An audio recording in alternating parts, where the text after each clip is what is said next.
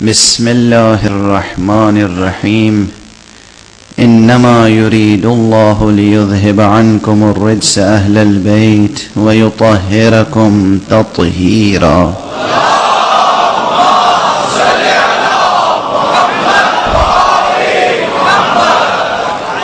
لفظ بلفظ یا ایھا النبی قل لازواجک ان کنتن تردن الحیاۃ الدنیا وزینتها فتعالین امتعکن واسرحکن سراحا جمیلا. اگر تم دنیا چاہتی ہو، دنیا کی زینت چاہتی ہو تو آؤ، فتعالین، آؤ، امتعکن، ہم تمہیں مال و متاع دنیا سے آسودہ کر دیں. وَأُسَرِّحْكُنَّ، لیکن صرف آسودہ نہیں کریں گے. وَأُسَرِّحْكُنَّ سَرَاحًا جَمِيلًا، پھر ہم خوبصورتی سے تمہیں خود سے جدا کر دیں گے، آزاد کر دیں گے. دامن وقت میں گنجائش نہیں ہے. اس کے بعد کی آیتیں وہ ہیں جو صرف پروردگار کو زیب دیتا ہے کہ وہ اس انداز سے خطاب کرے. ہم تو ترجمہ کرتے ہوئے بھی لرز جاتے ہیں کہ کس سے خطاب ہے. اس کے بعد خطاب کا جملہ ہے، مجبور ہوں، قرآن کی آیت ہے اس لیے ترجمہ کر کے آگے بڑھ جاؤں. کہا اور سنو، اگر تمہیں آخرت چاہیے، نبی چاہیے، حیات آخرت چاہیے، اللہ، نبی اور حیات آخرت چاہیے، تو پھر ہم یقیناً تمہیں اجر دیں گے، تمہارا اجر بہت زیادہ ہے. اس کے بعد آیت آگے بڑھی، اگر تم میں سے کسی نے کوئی فحش حرکت کی،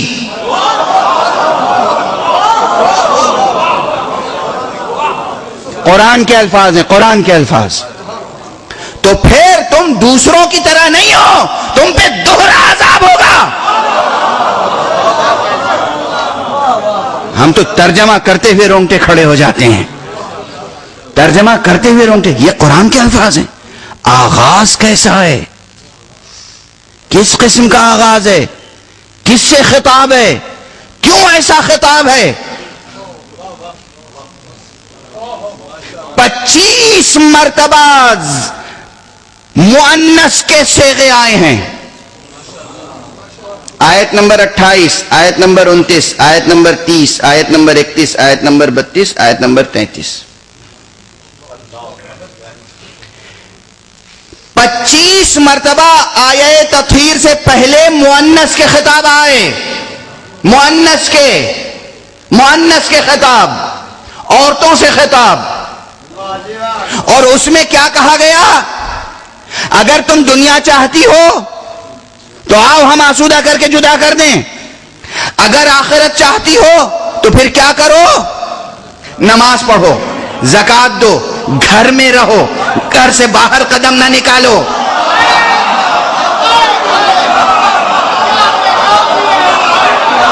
قرآن میں تاریخ نہیں پڑھ رہا ہوں.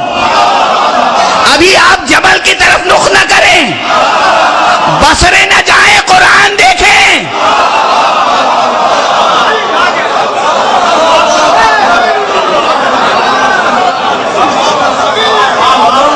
ابھی ہوا پر بصرے کا رخ نہ کیجیے، قرآن کی آیت پڑھیے. گھر میں رہو اور ویسی حرکتیں نہ کرو جیسی جاہلیت کی عورتیں کرتی ہیں. وہ زینتیں نہ کرو جو جاہلیت کی زینتیں ہیں. یہ سب لفظیں قرآن کی ہیں، سارے خطاب مؤنث کے لہجے میں. اور یا ایھا النبی کہہ کر، اے نبی اپنی بیویوں سے کہہ دو، اے نبی، اے محمد اپنی بیویوں سے کہہ دو. نہیں، اے نبی تم میرے نبی ہو، تم میرے صاحب منصب ہو. تم اپنی بیویوں سے کہہ دو کہ اگر وہ نبی خدا کی بیوی رہنا چاہتی ہیں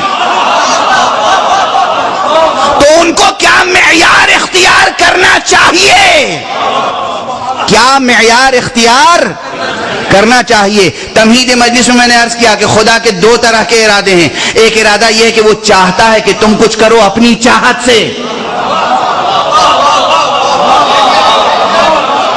اور جب وہ کچھ چاہتا ہے کہ تم یہ کرو اپنی چاہت سے تو خطاب کرتا ہے، حکم کرتا ہے. حکم کا مخاطب مکلف ہوتا ہے. تم نماز پڑھو، تم روزہ رکھو، تم حج کرنے جاؤ، تم زکوٰۃ دو، تم جہاد کرو. ایسے یہاں پروردگار چاہتا ہے کہ بیویاں احکام الہی کو بجا فرماتا ہے تم نماز پڑھو، تم زکات دو، تم زینت جاہلیت نہ کرو، تم گھر سے قدم باہر نہ نکالو، یہ سب تمہیں کرنا ہے۔ اور ایک دم سے التفات ہوتا ہے، روح سخن بدلتا ہے، انما یرید اللہ لیذھب عنکم الرجس اہل البیت ویطہرکم تطہیرا۔ بیویوں تمہیں یہ سب کرنا ہے اور اہل بیت ان کا ذمہ ہمارا ہے۔ اب میں عرض کر رہا ہوں ایک اور مثال کہ جب یہ آیت نازل ہوئی اور پیغمبر نے جناب سیدہ کو، مولا امیر المومنین کو، مولا امام حسن کو، مولا امام حسین کو بلایا، چادر کا حصار کیا اور کہا اللہم ہؤلاء اہل بیتی، پروردگار یہی ہے میرے اہل بیت۔ اگر اس میں کسی ایک کے بھی اضافے کی گنجائش ہوتی تو قسم خدا کی وحی نازل ہوتی کہ محمد فلاں کو بھی شامل کر لو، یا یہ اہل بیت نہ ہوتے تو پھر بھی آیت نازل ہوتی۔ مثال یاد رکھیے کہ یہ تو بہت بڑا مسئلہ ہے۔ پیغمبر اپنی بیوی سے، بیوی کی خاطر اگر کہہ دیں کہ اچھا تمہیں پسند نہیں ہے تو میں اب شہد نہیں کھاؤں گا،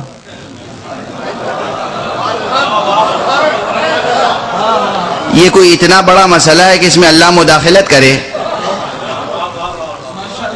توجہ ہے بھئی، اولن تو گھر کی باتوں میں کسی کو مداخلت عام طور پر یعنی متانت و تہذیب کے خلاف سمجھا جاتا ہے، اور پھر میاں بیوی کے درمیان کی گفتگو ہے، میاں نے بیوی کی خواہش کا احترام کرتے ہوئے اور کہہ دیا کہ بھئی تمہیں پسند نہیں ہے تو میں نہیں کھاؤں گا، اپنی ذات کی حد تک بات کی، امت کے لیے تھوڑی کہہ رہے تھے کہ آج سے میں نے سب پہ شہد حرام کر دیا۔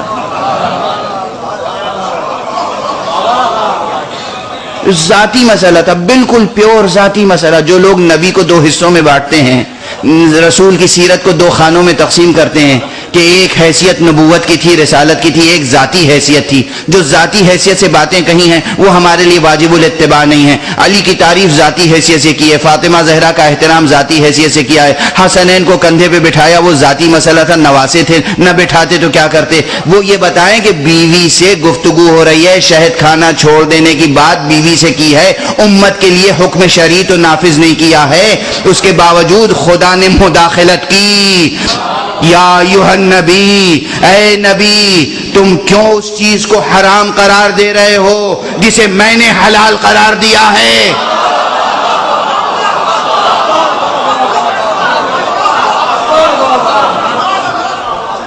اے نبی جس چیز کو ہم نے حلال قرار دیا ہے، بیوی کی خاطر یا کسی کی بھی خاطر تم کیوں حرام قرار دے رہے ہو؟ جو پروردگار شہد کا ترک کرنا برداشت نہ کرے، وہ اہل بیت کا اعلان اگر خلاف مصلحت الہی ہوگا تو کیا وحی نازل نہ ہوگی؟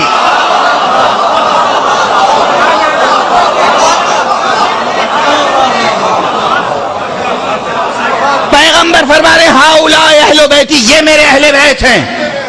گھر میں کہا، میدان میں کہا۔ اگر پیغمبر کا ذاتی فیصلہ ہوتا کہ ان کو اہل بیت قرار دیا اور میدان مباہلہ میں لے کے چلے،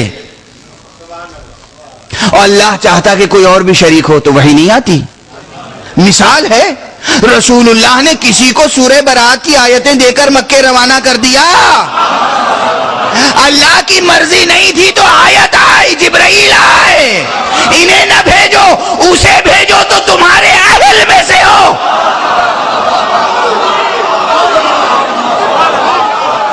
کون تھا اہل؟ کس کو واپس بلایا، کس کو بھیجا؟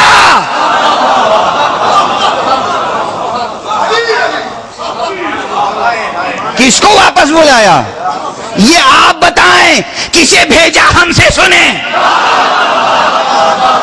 علی کو بھیجا، اس لیے کہ حق علی کے ساتھ تھا، علی حق کے ساتھ تھے۔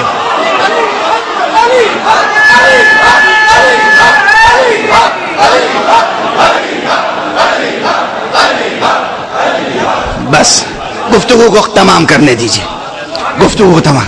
یہاں بھی لفظ کیا تھا؟ اہل، حدیثوں کو اٹھا کے دیکھیے, صحاح ستہ دیکھیے, تلاش کیجئے, کیا لکھا ہے؟ جبرائیل آئے, انہوں نے کہا یا رسول اللہ کہتا ہے یا تم خود جاؤ قرآن پہنچانے یا اسے بھیجو جو تمہارے اہل میں سے ہو. اب سمجھ میں آیا اہل بیت کون ہو سکتا ہے؟ کس کو بھیجا رسول نے؟ علی کو بھیجا. اہل بیت کا تعین, اہل بیت نبی کا تعین خدا کے ہاتھ میں ہے, نہ نسب نہ سبب.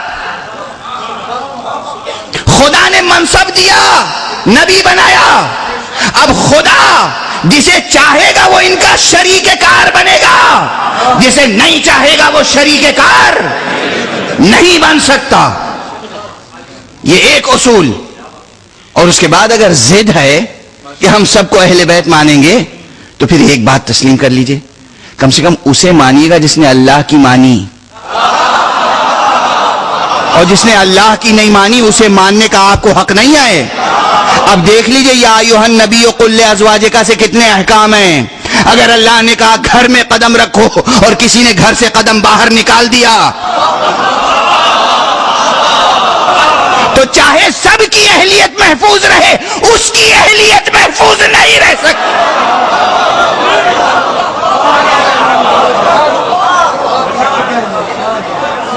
ممکن نہیں ہے. خدا کی نافرمانی اور پھر اہلیت, خدا کی نافرمانی اور پھر اہلیت. بس یہ وقت کی باطل قوتوں کے کچھ زر خرید راوی تھے جنہوں نے اس طرح کی روایتیں گڑھی ہیں کہ آیت تطہیر میں یہ بھی شامل ہیں اور وہ بھی شامل ہیں. ورنہ صحیح مسلم کی روایت سنا رہا ہوں آپ کو. صحیح مسلم کا نام تو سنا ہوگا. صحیح مسلم کی ایک روایت ہے کہ ایک جلیل القدر صحابی سے کسی نے پوچھا کہ آیت تطہیر میں اہل بیت سے مراد کون ہیں؟ انہوں نے کہا بس 5. کہا بیویاں؟ کہا تمہیں معلوم نہیں عرب بیویوں کے لیے اہل کا لفظ استعمال نہیں کرتے, اس لیے کہ بیوی جب تک بیوی ہے, ابھی طلاق دے دی اس سے کوئی رشتہ باقی نہیں رہے گا, وہ اہل بیت کیسے ہو سکتی ہے؟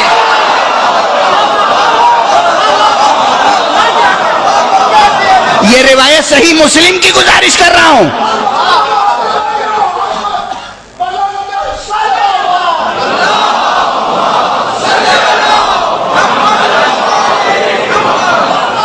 یہ صحیح مسلم کی روایت ہے. کہتے تم عربی نہیں جانتے؟ عرب کبھی زوجہ کو اہل نہیں کہتے, اس لیے کہ آج بیوی ہے کل نہیں ہے. ایسی شخصیت جو ایک لفظ سے بیگانہ ہو جائے, 2 بول پڑھ لو تو گھر میں داخل ہو جائے, ایک لفظ کہہ دو تو گھر سے باہر چلی جائے, ایسے کو اہل بیت بنایا جا سکتا ہے؟ صحیح مسلم کی روایت گزارش کر رہا ہوں.